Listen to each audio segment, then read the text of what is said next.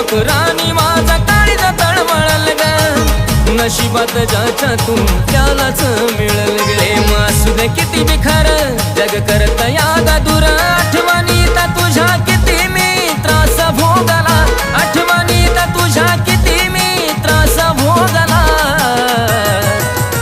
माझ्या जानूच्या लग्नाची खबर ऐकून जीव तडफडायला लागला माझ्या पिल्लू